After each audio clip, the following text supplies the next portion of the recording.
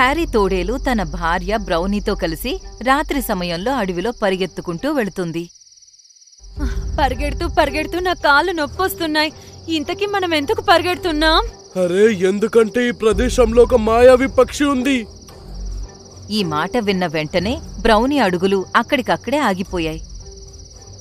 ఇంకా అది దాని భర్తతో ఇలా అంది, మాయావి పక్ష, నాకేం అర్థం కావడం లేదు. ఈ ప్రదేశంలో ఒక మాయావి గుడ్లగూప ఉందంట. అది ఇక్కడి నుండి వస్తూ పోయే వాళ్ళని విచిత్రమైన ప్రశ్నలు అడుగుతూ ఉంటదంట. కానీ ఇందులో భయపడాల్సిన అవసరం ఏముంది? అరే పిచ్చిదానా, ఒకవేళ తను అడిగిన ప్రశ్నలకు సరైన సమాధానం ఇవ్వకపోతే రాయిలాగా మార్చేస్తుందంట. రాయిలాగా మారిన కొద్ది రోజులకి వాళ్ళు మాయమైపోతారు. అయ్యో, మరిక్కడ నిలబడి నా మొహం ఎందుకు చూస్తున్నావు? పద, త్వరగా పరిగెత్తు. అవి రెండు పరిగెత్తుకుంటూ కొంచెం దూరమే వెళ్ళుంటాయి. ఇంతలోనే వాటి చెవులకి ఒక పక్షి శబ్దం వినిపించింది. నేను మీ ఇద్దరిని చూసేశాను. ఇంక పరిగెత్తి ఏం లాభం లేదు. వాటి అడుగులు అక్కడే ఆగిపోయాయి.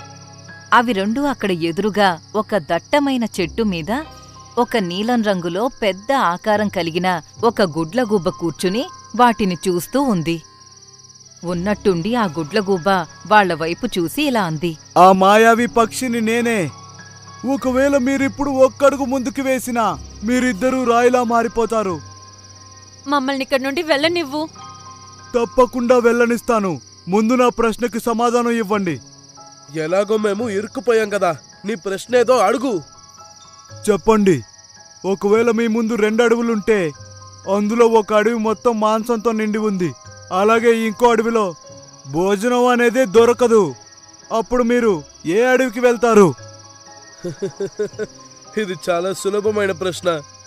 నేను అనవసరంగా భయపడ్డాను.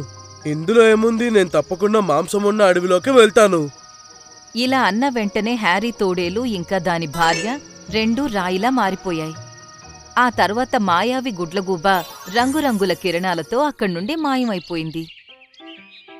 మరుసటి రోజు బిల్లీ కుందేలు అక్కడ్నుండి వెళుతుండగా రాయిలా మారిన హ్యారీ ఇంకా బ్రౌనీని చూసి చాలా భయపడిపోయింది.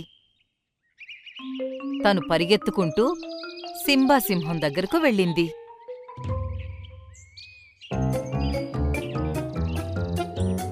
ఏమైంది బిల్లీ? నువ్వు ఎందుకని అంత భయపడుతున్నావు? మనం దేని గురించి అయితే భయపడ్డామో అదే జరిగింది మహారాజా. మీ అతిథులు రాయిలా మారిపోయారు. అంటే నువ్వు చెప్పేది హ్యారీ ఇంకా బ్రౌనీ గురించా? అవును మహారాజా, నేను ఇప్పుడే చూసొస్తున్నాను. చూస్తుంటే ఆ మాయావి పక్షి వాళ్ళని కూడా రాయిలా మార్చేసింది. ఇంకా కొద్ది రోజుల తర్వాత ఆ రాయి కూడా మాయమైపోయింది. ఈ మాట చెప్పి బిల్లీ కుందేలు అక్కడ్నుండి వెళ్ళిపోయింది. ఇంకోవైపు సింహం ప్రశాంతంగా ఒకచోట కూర్చుని ఏం చెయ్యాలో ఆలోచిస్తున్నాడు. ఇంతలోనే అక్కడికి దాని కొడుకు చార్లెస్ సింహం వచ్చాడు. తను వయసులో ఉన్నాడు. ఏమైంది నాన్నగారు, మీరు కంగారు పడుతున్నట్టుగా అనిపిస్తుంది, ఎందుకు? సింబా సింహం జరిగిన సంఘటన అంతా చార్లెస్ సింహానికి చెబుతూ ఇలా అన్నాడు, ఆ మాయావి పక్షిని ఏం చేయాలో నాకు అసలేమీ అర్థం కావడం లేదు. ఒకవేళ నేను నేరుగా వెళ్లి తనతో పోటీ పడితే తను నన్ను కూడా రాయిలా మార్చేస్తుంది. ఆ మాయావి పక్షి గురించి నేను మా తాతగారి దగ్గర ఎన్నో కథలు విన్నాను. విచిత్రమైన సంగతి ఏంటంటే తను ఎవరిని రాయిగా మార్చినా ఆ రాయి కొద్ది రోజులకి మాయమైపోతుంది. ఇంతకీ వాళ్ళు ఎక్కడికి మాయమైపోయారు? ఇంకా నేను దీని వెనక ఉన్న రహస్యం ఏంటో తెలుసుకోవాలి.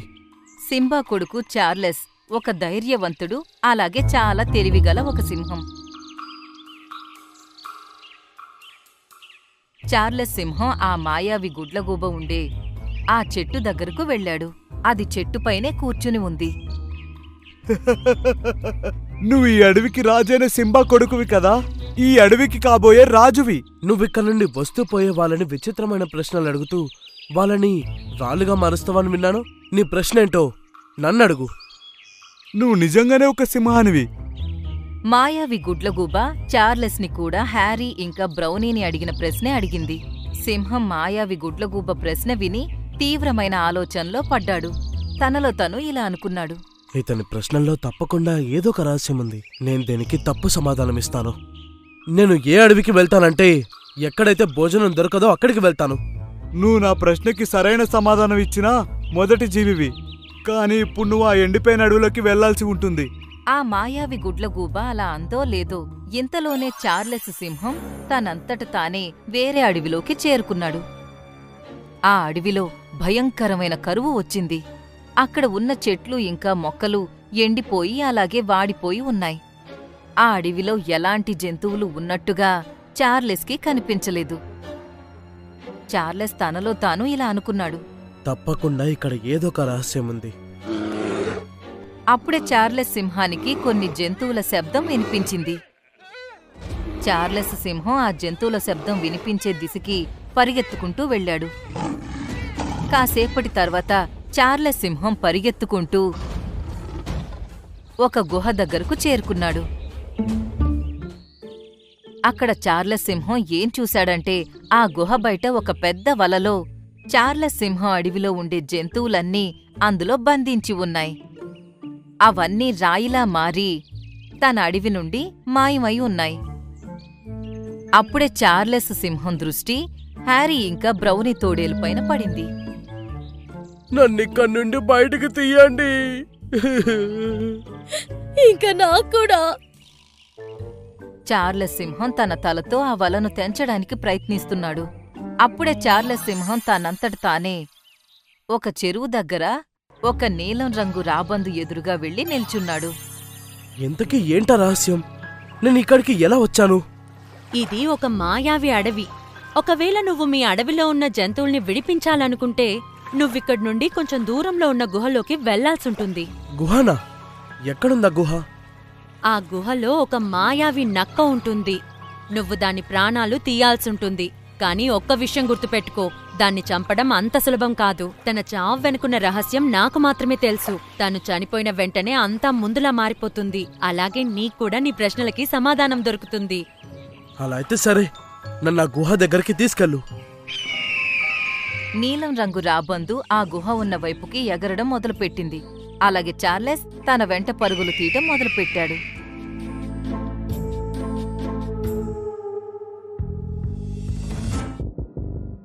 కాసేపట్లో చార్లెస్ ఒక గుహ లోపలికి చేరుకున్నాడు. ఆ గుహలో ఒక నక్క కళ్ళు మూసుకుని కూర్చుని ఉంది.